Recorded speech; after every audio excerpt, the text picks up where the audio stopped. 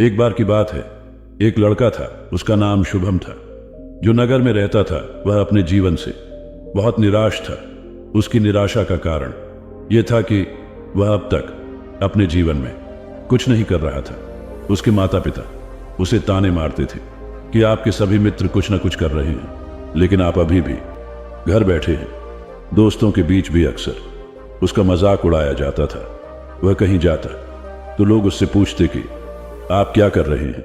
उसे यह बताने में भी शर्म आ रही थी कि वह कुछ नहीं कर रहा था। धीरे धीरे उसने रिश्तेदारों से मिलना जुलना कम कर दिया और लोगों से मिलना भी बंद कर दिया। वह ज्यादातर समय घर पर ही रहता है। वह अकेला रोता है और भगवान को कोसता है और अपनी किस्मत को दोष देता है। अब उसे अपना जीवन बोझ लगने लगा था। कभी कभी वह सोचता कि कब वह कुछ करने के योग्य बनेगा, और फिर वह सोचता कि जिंदा रहने से अच्छा मर जाना है। एक दिन वह अपने नगर की एक गली से गुजर रहा था। तभी उसने देखा कि एक उपदेशक दुख और परेशानियों पर उपदेश दे रहा है। वह भी उसी भीड़ में सबसे पीछे बैठ गया और गुरु के प्रवचन सुनने लगा। उपदेशक कह रहा था, दुख एक शिक्षक की तरह है जो हमें जीवन की सच्चाई दिखाता है और हमें जीने का सही तरीका सिखाता है। आप चाहें तो जिंदगी जीना भी सीख सकते हैं। गुरुजी उपदेश दे रहे थे कि तुम चाहो तो कुछ भी हासिल कर सकते हो, और अगर चाहो तो एक कोने में बैठकर रो सकते हो। इन सभी बातों को शुभम ध्यान से सुन रहा था, लेकिन शिक्षक की यह बातें पसंद नहीं आई। उसने खड़े होकर कहा कि कुछ भी सिखाने से दुख दूर नहीं होता, इसमें केवल दर्द होता है। दुख की पीड़ा अनंत है। ऐसा लगता है कि इसके बाद कुछ होने वाला नहीं है। इससे कुछ भी फर्क नहीं पड़ता है। इसके सामने तो मौत भी छोटी लगती है। उपदेशक ने कहा, फिर तुम्हारा दुख क्या है? शुभम ने उसके सामने अपनी सारी व्यथा सुनाई और पूछा, मेरे दुख का कोई उपाय है तुम्हारे पास? यह सुनकर शिक्षक मुस्कुराए और बोले, तुम उस दिन मेरे पास आओ जब आपके जीवन में वास्तविक दर्द हो। मैं आपकी समस्या का समाधान अवश्य करूंगा। यह कहकर गुरु वहां से चला गया। शुभम ने सोचा, कहीं मेरा दुख नकली तो नहीं है? क्या मैं जिस दर्द से गुजर रहा हूं वह नकली है? मेरा दुख कोई नहीं समझ सकता। जब माँ बाप नहीं समझते तो गुरु क्या समझेगा उनके दुखों से व्यथित होकर। शुभम ने एक फैसला लिया कि अब वह कुछ करेगा। शुभम ने एक छोटा व्यवसाय शुरू किया, पर उसे सफलता नहीं मिल रही थी। लेकिन उसके घर वाले पूछते हैं कि क्या वह कुछ कोशिश कर रहा है। वह अपने व्यवसाय में लगा रहा और धीरे धीरे उन्हें सफलता मिलने लगी। फिर उसने गति पकड़ी और केवल 3 साल के अंदर ही वह एक बड़ा बिजनेसमैन बन गया। अब शुभम के आसपास ऐसे कई लोग थे जो उसकी परवाह करता थे, जो उससे प्यार करता थे। अब उनके परिवार के सदस्य भी उसकी तारीफ करते नहीं थक रहे थे। दिन ब दिन उसके मित्रों की संख्या बढ़ती जा रही थी। अब वह अपनी जिंदगी से बहुत खुश था। उनके कुछ दोस्तों ने उन्हें सलाह दी कि जब आप एक बड़ा बिजनेसमैन बनकर बहुत खुश हैं, तो सोचिए आपको कितनी खुशी होगी अगर आप इस शहर और इस राज्य के सबसे बड़े बिजनेसमैन बन जाते हैं। कितने लोग आपसे जुड़ना चाहेंगे, आपकी कितनी बड़ी ख्याति होगी, और स्वयं राजा भी आपसे दोस्ती करना चाहेंगे और जरूरत पड़ने पर ही आपसे पैसे उधार लेंगे। दोस्तों की यह बात सबल के मन में घर कर गई। अब वह और पैसे कमाने की कोशिश करने लगा, लेकिन उसे यह सब बहुत ही जल्दी चाहिए था। वह समय बर्बाद नहीं करना चाहता था। उनका अधिकांश समय इन चीजों को प्राप्त करने में लगने लगा। इसलिए वह ऐसे काम करने लगा जो सही नहीं था। उसने बड़ा उधार लेना शुरू कर दिया। उसके दोस्तों से पैसे की मात्रा और अधिक मुनाफा कमाने के लालच में वह अपने माल में मिलावट करने लगा। उसने अन्य व्यापारियों के खिलाफ भी साजिश रची और उन्हें डराया धमकाया। जैसा उसके दोस्त कहते थे वैसा ही करता था। वह इन तरीकों से ज्यादा पैसा कमा रहा था, पर अब उसके जीवन में पहले जैसा चैन न था। उनके मन की शांति गायब हो गई थी और वह रात को सो नहीं पाता था। वह हंगामे में रहता था। वह सब कुछ पाकर भी उन्हें किसी चीज में सुख नहीं मिल रहा था। एक दिन शुभम अपनी गाड़ी में कहीं जा रहा था, तभी रास्ते में उन्हें उपदेशक का आश्रम दिखाई दिया। वह रुका और गुरु के पास जाकर बोला, संत, आपने मुझे आपके पास आने के लिए कहा था जब मेरे जीवन में सच्चा दुख आता है। अब मैं बहुत दुखी हूं कि मेरी नींद हराम हो गई है, मुझे कहीं भी शांति नहीं मिल रही है। इस प्रकार शुभम ने अपनी सारी समस्याएं गुरु को बता दी। गुरु ने कहा, जब तुम पहली बार मुझसे मिलने आए थे तब भी तुम किसी दुख में थे। आपने उस दर्द से क्या सीखा? शुभम ने कहा कि सिर्फ सोचने और चिंता करने से कुछ नहीं होता। आपकी दृष्टि को सच करने के लिए यह कार्रवाई करता है, और सिर्फ काम करने से कुछ नहीं होता। परिणाम भी मिलना चाहिए। जब आपको लगता है कि आपका लक्ष्य हासिल नहीं होने वाला, तब राह में चाहे कितनी भी मुश्किलें आ जाएं, मन कितना भी निराश क्यों ना हो, कितना भी लगता हो कि अब कुछ नहीं होने वाला है, तभी विश्वास करें, मैं जो भी कर रहा हूं उसमें अवश्य सफल होऊंगा। खुद पर ध्यान, दो लोगों पर नहीं। लोग केवल सफल लोगों का सम्मान करते हैं, कोई कितना भी अच्छा क्यों ना हो, वह हमेशा लोगों की नजरों में बोझ बने रहते हैं। यह सब सुनकर उपदेशक मुस्कुराया और बोले, क्या आपके पास वास्तविक दुख है? और यह जो दुख आप मुझे बता रहे हैं वो वास्तविक दुख नहीं है। अपने जीवन में वास्तविक दुख आए तब मेरे पास आओ, मैं उसे ठीक कर दूंगा। शुभम ने जाते समय साधु को सोने के सिक्कों से भरा घड़ा भेंट किया। घड़े को देखकर गुरु ने कहा कि यह मेरे किसी काम का नहीं है, उस पेड़ के नीचे गड्ढा खोदकर गाड़ दो। शुभम ने घड़े को पेड़ के नीचे दबा दिया, जैसा कि गुरु ने बताया, और वहां से चला गया। कुछ दिनों से कारोबार ठीक चल रहा था, लेकिन व्यापार के गलत तरीके के कारण धीरे धीरे उसे व्यापार में घाटा होने लगा। उसकी सारी दौलत धीरे धीरे खत्म होने लगी, और एक दिन ऐसा भी आया जब उसके पास कुछ भी नहीं बचा और उस पर कर्ज का बोझ चढ़ गया था। परंतु वह निश्चिंत था, क्योंकि उसने अपना सारा कर्ज अपने दोस्तों से लिया था। उसने सोचा कि उसके दोस्त बुरे वक्त में उनके साथ खड़े रहेंगे, लेकिन ऐसा कुछ नहीं हुआ। जैसे ही बुरा वक्त आया, दोस्त पहले उससे कर्ज मांगने लगे। अगर उसने कर्ज नहीं लौटाया तो उन्होंने शुभम जान से मारने की धमकी भी दी। उनके सभी शुभचिंतक और प्रियजन उससे दूर हो गए। उसके दोस्त जो उसके साथ मस्ती किया करते थे, अब उससे दूर भाग रहे थे। उसका परिवार उसकी गलतियां और कमियां गिनने लगा। उनकी सारी संपत्ति नीलाम कर दी गई और उसके पास कुछ भी न बचा। जब उसने अपने पिता से मदद मांगी, पिता ने कहा कि मेरे पास थोड़ी सी संपत्ति है, मैं तुम्हारी मां को क्या कहूंगा? अगर मैं तुम्हें दे दूं ये संपत्ति, हमारा अंतिम उपाय है। शुभम के मन में गहरा दुख छा गया। उसके आसपास कोई नहीं था जो उसके दुख को समझ सके, जो उसे समझ सके। जनता के इस विश्वासघात के कारण वह अंदर से टूट चुका था। वह सोचने लगा कि अब जीने का क्या मतलब है, अब मौत ही मेरा सहारा है। वह आत्महत्या करने के लिए पहाड़ी पर जा रहा था। तब से उसे याद आया कि उस शिक्षक ने उससे कहा था, मेरे पास आओ जब तुम्हारे जीवन में वास्तविक दुख हो। शुभम गुरु के पास गया और अपनी सारी व्यथा सुनाई। आंखों में आंसू लिए उसने कहा, हे गुरु जी, मेरे दुख का निवारण कीजिए।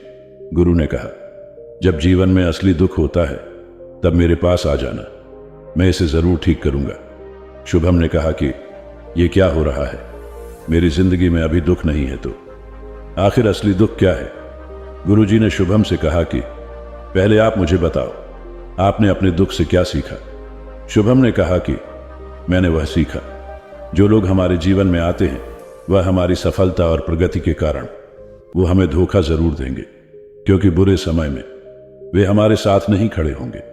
वे अच्छे समय में ही हमारा फायदा उठाएंगे और बुरे समय में हमें छोड़ देंगे। उन लोगों पर ही भरोसा करें जो हमारे बुरे समय में हमारे साथ खड़े रहते हैं। लेकिन ऐसे लोग बहुत कम होते हैं, लेकिन जिनके पास है उन्हें उनकी सराहना करनी चाहिए, उनका अपमान नहीं करना चाहिए और कभी भी किसी के खिलाफ साजिश नहीं रखना चाहिए। अपना काम ईमानदारी और धैर्य से करें और कभी लालची मत बनो। अपने सारे दुख दर्द और अनुभव बयां करने के बाद शुभम गुरुजी के सामने आंखों में आंसू लिए बैठ गया। कुछ देर बाद साधु उठे और पेड़ के नीचे एक गड्ढा खोदा और घड़ा निकाल लिया जो सोने के सिक्कों से भरा हुआ था। उसने शुभम को देकर कहा, मेरे पास आओ जब तुम्हारे जीवन में वास्तविक दुख हो।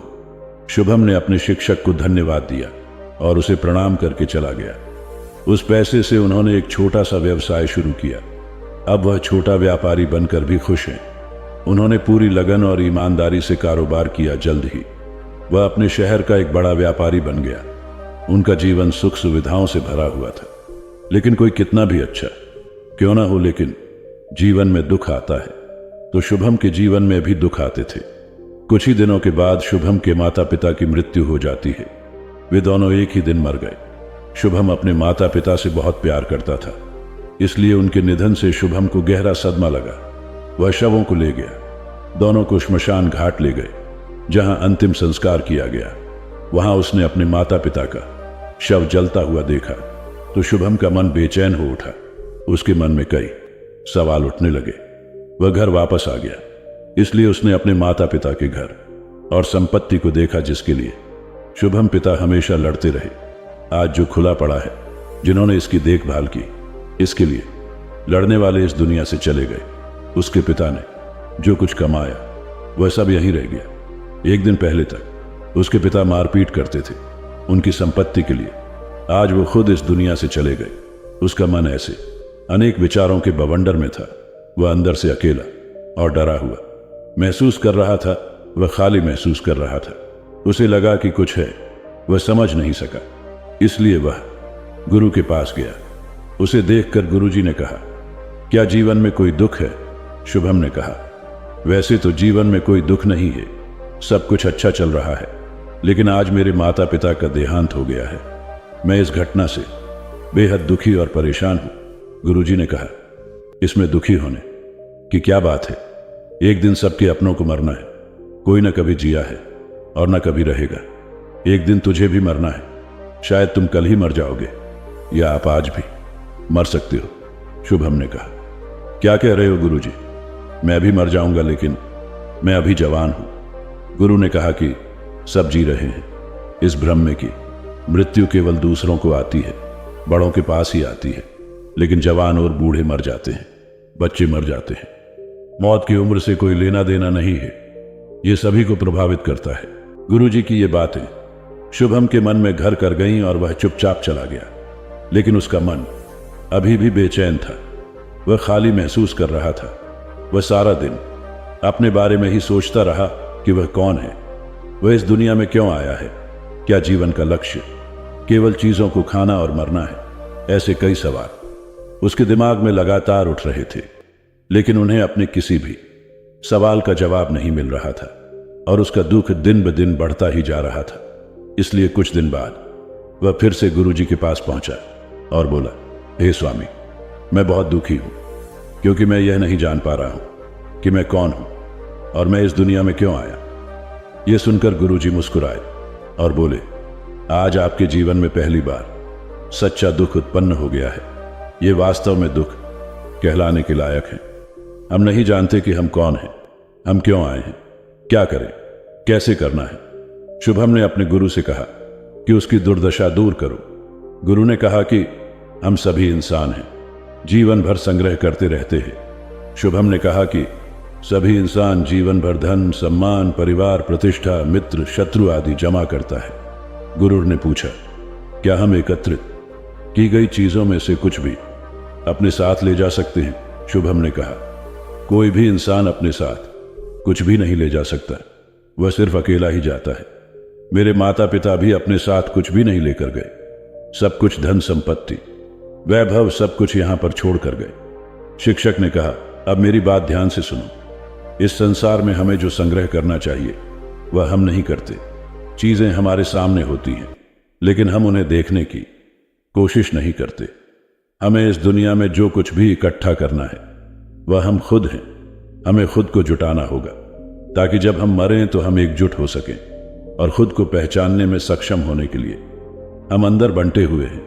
हम प्यार, नफरत, गुस्सा, ईर्ष्या में बंटे हुए हैं।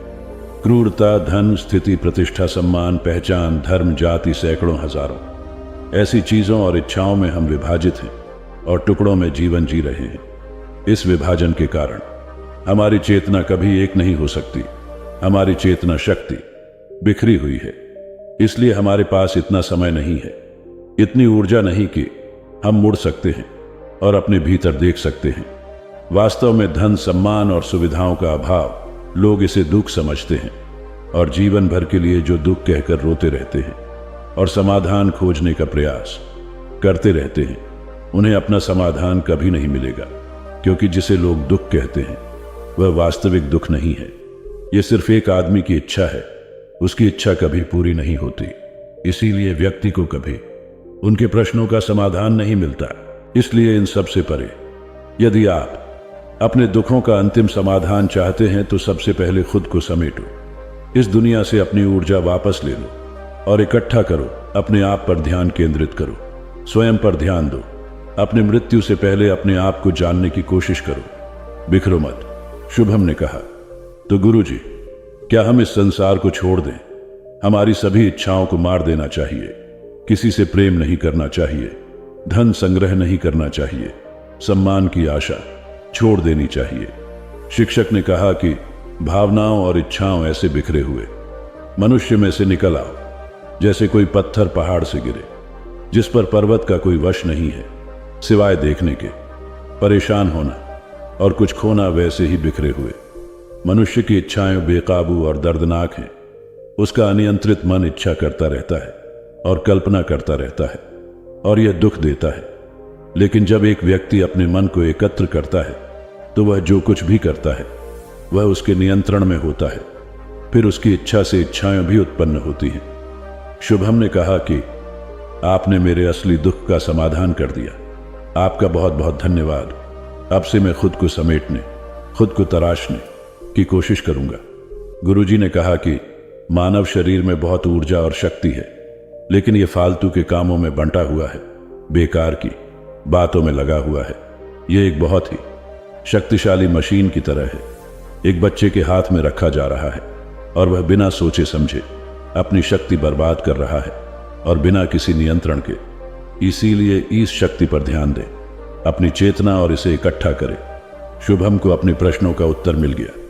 उसने अपने गुरु का शुक्रिया अदा किया और चुपचाप चला गया। अगली कहानी सुनाने से पहले अगर आपको यह कहानी पसंद आई हो तो चैनल को सब्सक्राइब करें, ताकि आगे आने वाली वीडियो आपको सबसे पहले देखने को मिले। राजा के यहाँ बुद्ध का जन्म हुआ। पिता ने ज्योतिषियों को बुलाकर भविष्य पूछा। उन्होंने कहा, या तो यह सम्राट होगा और या तो यह साधु होगा।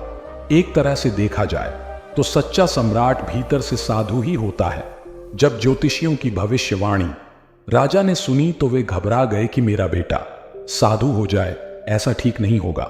राजा ने पूछा, कोई उपाय बताएं, क्योंकि मैं चाहता हूं कि राजा का पुत्र राजा ही बने। ज्योतिषियों ने कहा कि इसका लालन पालन व पूरा जीवन बड़ी सावधानी में बिताना होगा, अर्थात आपका पुत्र सिद्धार्थ कभी किसी बूढ़े व्यक्ति को न देखे, कभी किसी बीमार व्यक्ति को न देखे और कभी किसी मरे हुए व्यक्ति को न देखे। जब तक ऐसा होगा तब तक वे राजा ही बने रहेंगे। अगर ऐसा नहीं हुआ तो वे साधु बन जाएंगे। राजा शुद्धोधन ने अपने पुत्र सिद्धार्थ के लिए बढ़िया से बढ़िया बड़े बड़े महल, अच्छे से अच्छा भोजन, दास दासियां और खाने पीने के सामान आदि वस्तुओं के ढेर लगा दिए।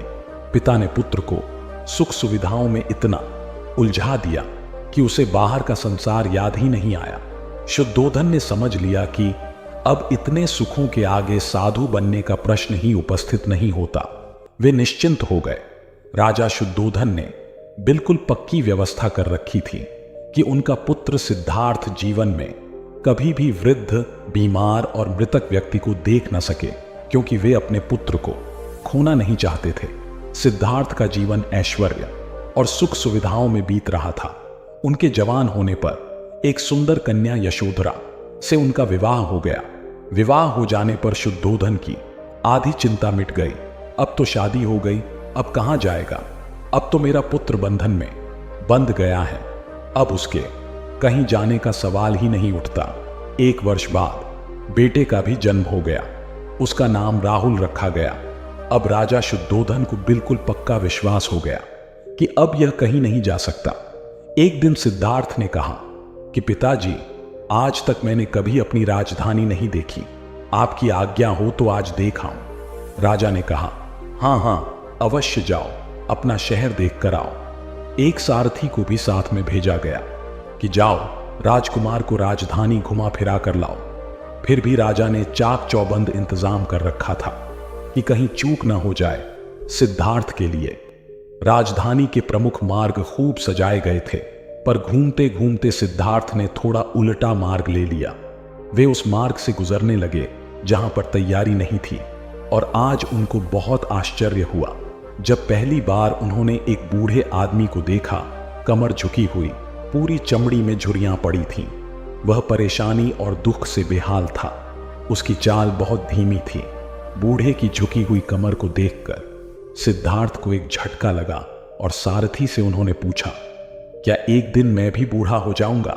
सारथी ने कहा, हां राजकुमार, हर व्यक्ति के जीवन में 3 अवस्थाएं आती हैं, बचपन, जवानी और बुढ़ापा। एक दिन तुम भी बुढ़ापे की अवस्था में जाओगे। हे राजकुमार, यह संसार का नियम है। चाहे गरीब हो या अमीर, सबका शरीर शिथिल अर्थात बूढ़ा होता है। राजकुमार सोच में पड़ गया। सारथी ने रथ को आगे बढ़ाया तो कुछ दूरी पर एक बीमार व्यक्ति मिला जो रोगों से घिरा हुआ था। उस पीड़ित व्यक्ति को देखकर राजकुमार का मन बहुत ही दुखी हुआ। राजकुमार ने पूछा, इसको क्या हुआ है? सारथी ने कहा, यह व्यक्ति बीमार है, इसलिए यह कराह रहा है। इस संसार में दुख और सुख दोनों हैं। यह अपने अपने भाग्य की बात है कि कोई दुखी है और कोई सुखी है। क्या मैं भी कभी बीमार हो सकता हूं? सारथी ने कहा, आप यह विचार अभी छोड़ दें। समय बड़ा बलवान होता है। ये सारी बातें कर्मों पर निर्भर करती हैं।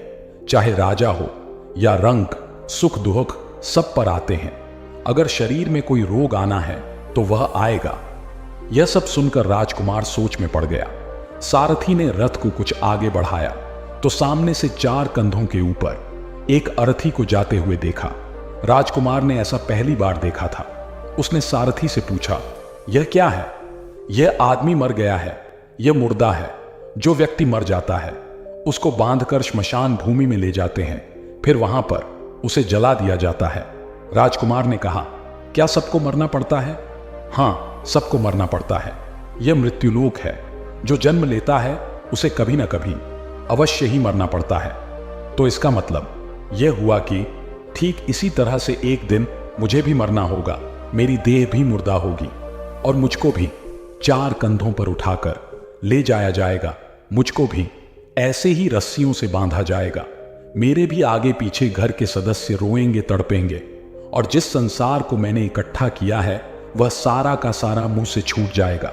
इसका मतलब यह हुआ कि क्या एक दिन मैं भी मर जाऊंगा? क्या एक दिन यशोधरा भी मर जाएगी? क्या एक दिन मेरा राहुल भी मर जाएगा? सारथी ने कहा, हां राजकुमार, एक दिन मैं भी मरूंगा, आप भी मरेंगे, यशोधरा भी मरेंगी और राहुल भी मरेगा, क्योंकि यह सब मरने के लिए ही पैदा होते हैं। उस रात सिद्धार्थ सोना न सके।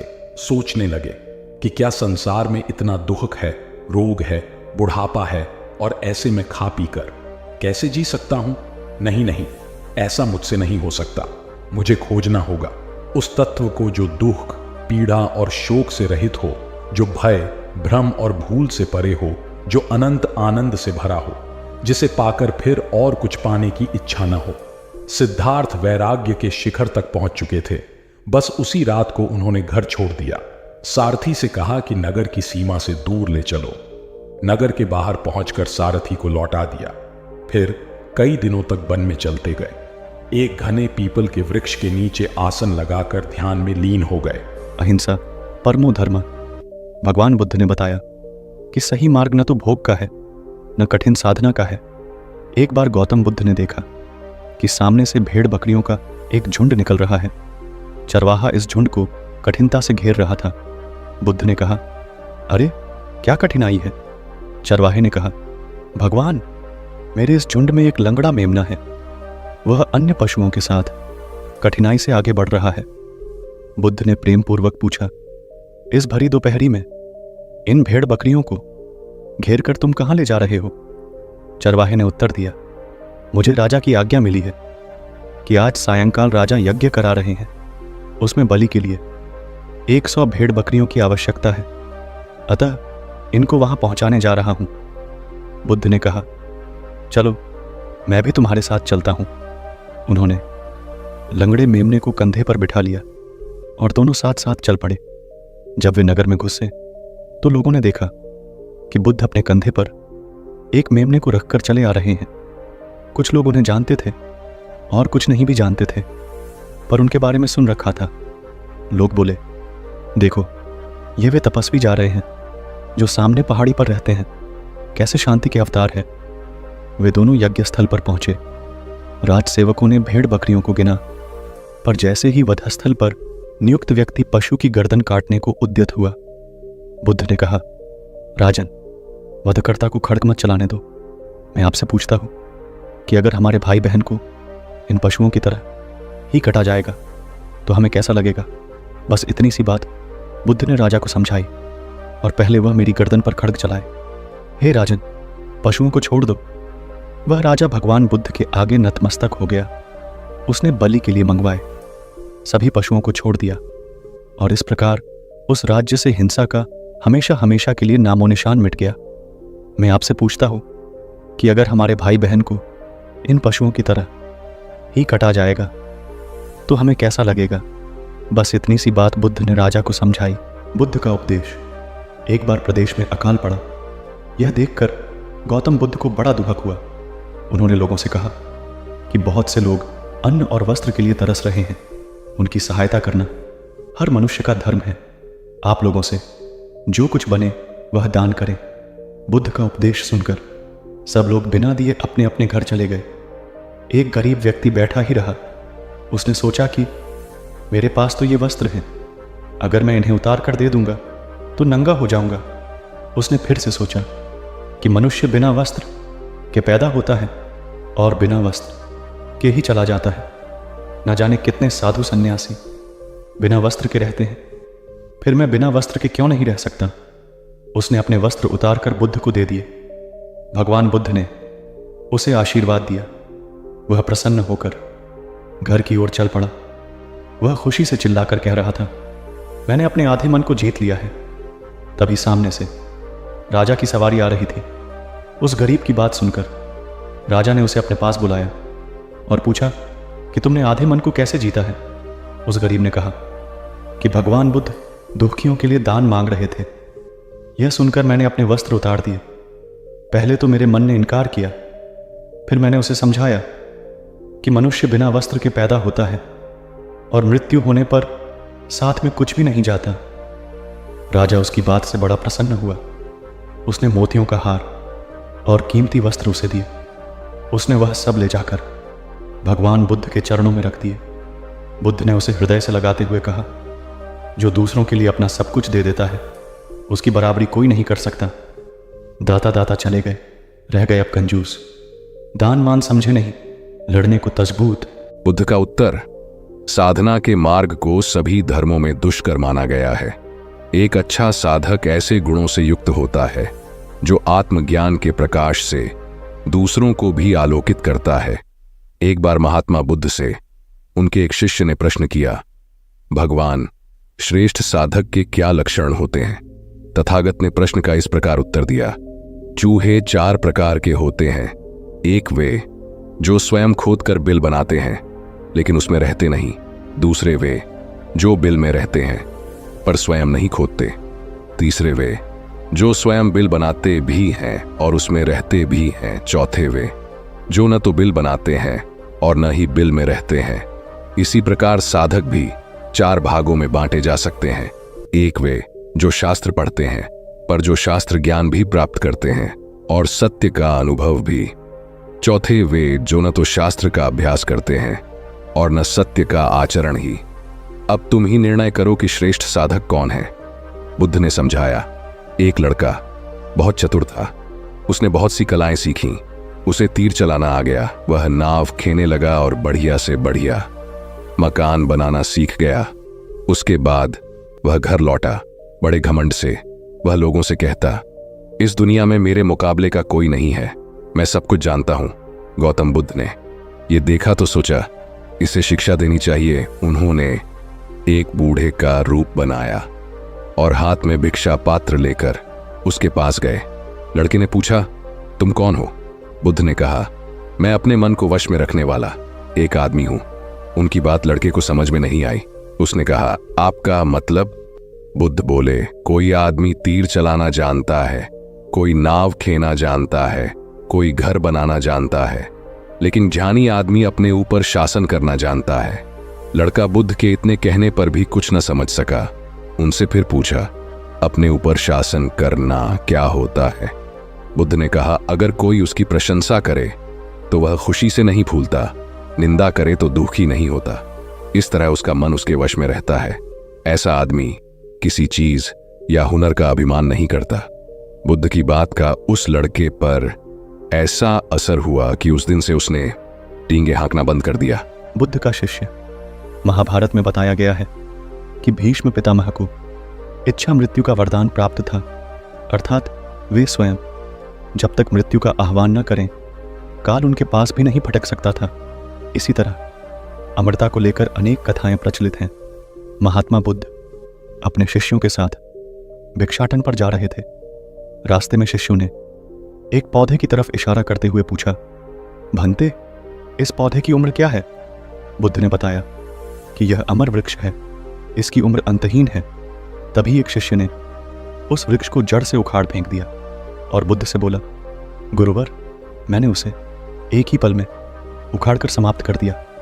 बुद्ध मुस्कुराए और निःशब्द आगे बढ़ गए।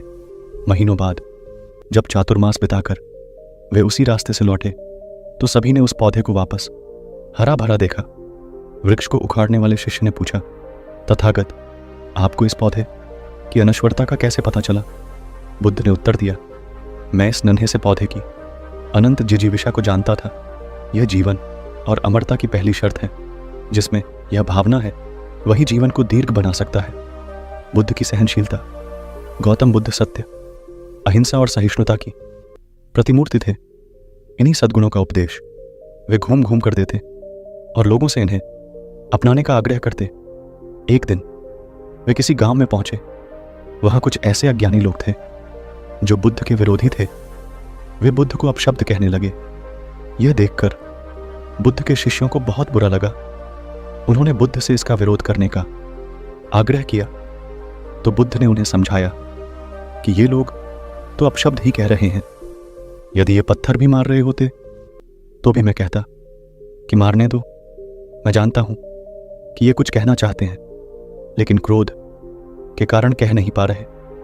10 साल पूर्व यदि ये ही लोग मुझे गाली देते तो मैं भी इन्हें गाली देता, किंतु अब तो लेन देन से मुक्ति मिल गई है। क्रोध से अपशब्द निकलते हैं। यहां तो क्रोध भवन कब का ढह चुका है। बुद्ध के विचार सुनकर अपशब्द कहने वाले हैरान रह गए। बुद्ध ने आगे अपने शिष्यों से कहा, इन लोगों को बताओ कि पिछले गांव में क्या हुआ था। शिष्यों ने बताया, वहां के लोग फल व मिठाइयां लेकर आए थे और आपने यह कहकर वे चीजें लौटा दी कि अब लेने वाला विदा हो चुका है। 10 साल पहले आते तो मैं ये सभी उपहार ले लेता। बुद्ध बोले, उन लोगों ने मिठाइयां गांव में बांट दी, लेकिन आप ये अपशब्द गांव में न बांटे। आप मुझे क्रोध नहीं दिला सकते। ठीक उस खूंटूटी की तरह जो किसी को नहीं टांगती, लोग उस पर वस्त्र अवश्य टांग देते हैं। कथा का सार यह है कि साक्षी भाव सच्चे संत की पहचान है।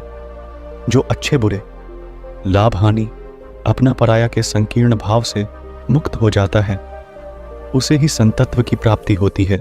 बुद्ध और अंगुलिमाल। अंगुलिमाल कुख्यात लुटेरा और हत्यारा था।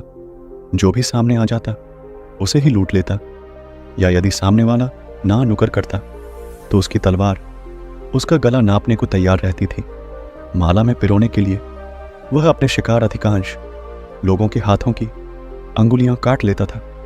वह अपने गले में अंगुलियों की माला पहनाता था, इसीलिए उसका नाम अंगुलिमाल पड़ा।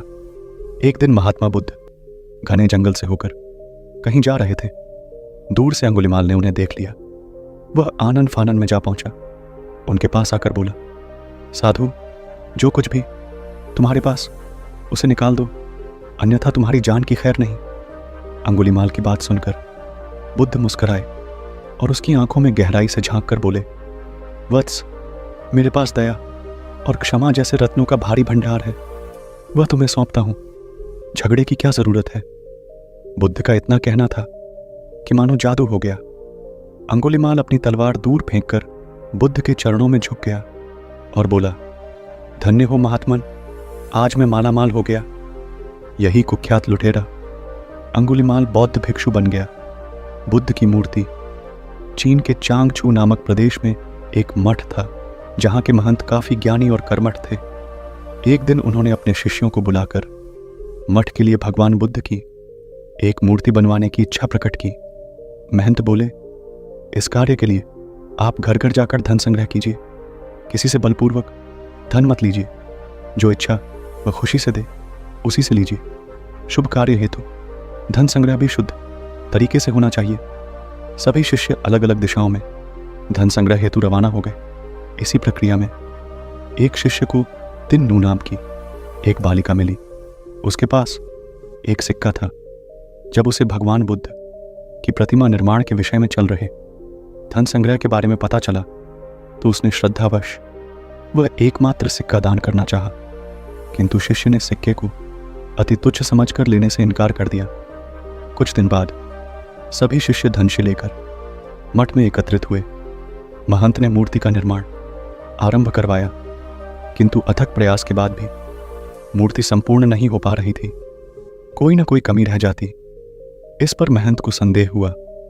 उन्होंने शिष्यों से धन संग्रह के बारे में पूछा। सभी ने बारी बारी से अपने अनुभव सुनाए।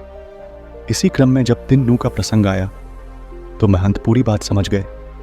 उनके आदेश से वह शिष्य उस बालिका के पास गया और क्षमा मांगते हुए उसके एकमात्र सिक्के को आदरपूर्वक ले लिया। धातुओं के घोल में उस सिक्के को आदरपूर्वक ले लिया।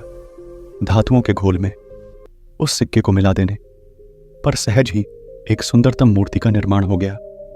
यह कथा श्रद्धापूर्ण दान की महत्ता को प्रस्थापित करती है। दान भले ही अल्प मात्रा में किया जाए, किंतु यदि वह संपूर्ण श्रद्धा भाव से किया गया तो जरूर सार्थक रूप में प्रतिफलित होता है और असीम पुण्यों का सृजन भी करता है। गौतम बुद्ध की ऐसी कई बातें हैं जो आपकी जिंदगी को पूरी तरह से बदल सकती हैं। उनकी बताई गई कुछ जरूरी बातों को अगर आप फॉलो करें तो आपको जल्द ही इसका परिणाम देखने को मिलेगा। आप उनके द्वारा बताई गई बातों पर गौर करें। गौतम बुद्ध की ये 5 बातें रखेंगे ध्यान तो जीवन में कभी नहीं हरा पाएगा कोई। गौतम बुद्ध के अनमोल विचार आपके जीवन की दिशा को बदल सकते हैं, इसलिए हम सभी को उनके जीवन से कुछ बातें जरूर सीखनी चाहिए। हमारे देश में ऐसे कई महापुरुष हुए हैं जिनके जीवन और विचारों से व्यक्ति बहुत कुछ सीख सकता है। इन लोगों के विचार ऐसे होते हैं जिसे अगर कोई हारा हुआ शख्स पढ़ ले तो उसे जीवन जीने का मकसद मिल सकता है। इन्हीं महापुरुषों में से एक हैं गौतम बुद्ध। बुद्ध के सिद्धांतों का पालन करके आप लाइफ को जीने के तरीके को सीख सकते हैं। इसका धर्म से कोई लेना देना नहीं है, बल्कि बुद्ध की शिक्षाएं सबके लिए एक समान हैं। उनकी बातें आपको ईमानदार, दयालु और मजबूत होना सिखाती हैं। तो आइए हम आपको गौतम बुद्ध के उन विचारों के बारे में बताते हैं जो आपके जीवन की दिशा को बदल सकती है। चुप रहना सीखें। हमेशा बड़बोलापन अच्छा नहीं होता, कभी कभी चुप रहना भी बुद्धिमानी की निशानी होती है। गौतम बुद्ध के ये विचार सिखाते हैं कि आपका काम दर्शाता है कि आप कौन हैं। यदि आप अनावश्यक ज्ञान देंगे तो कोई आपका सम्मान नहीं करेगा, इसलिए शांत रहने और अपने आसपास की चीजों पर गौर करने में ही बुद्धिमानी होती है। सोच समझकर बोलें। शब्द बहुत ताकतवर होते हैं। सच्चे शब्द दुनिया को बदल सकते हैं, वहीं कड़वे शब्द दुनिया का विनाश करने के लिए काफी होते हैं। शब्दों का हमारे जीवन में बहुत प्रभाव पड़ता है, इसलिए हमें दूसरों से कुछ भी कहते समय बहुत सावधान रहना चाहिए। अगर आप 2 बार बिना सोचे समझे किसी को दुख देने वाली बात कहते हैं तो यह उस व्यक्ति पर बुरा प्रभाव डाल सकती है, लेकिन अगर आप अच्छे शब्द कहें तो इसे सुनकर सामने वाले में सुधार की गुंजाइश बढ़ जाती है। प्यार करना सीखें। नफरत को नफरत से नहीं बल्कि प्यार से ही दूर किया जा सकता है। यह पहली सीख है जो हमें बुद्ध के जीवन से लेनी चाहिए। दुनिया में प्यार ही एक ऐसा एहसास और भावना है जो इतनी शक्तिशाली है कि इससे उदासी, गुस्सा और निराशा दूर हो जाती है। कभी किसी पर निर्भर न रहें। दूसरों पर निर्भर रहना कमजोर व्यक्ति की निशानी है। व्यक्ति को कभी भी इस बात से नहीं डरना चाहिए कि उसके बिना हमारा क्या होगा।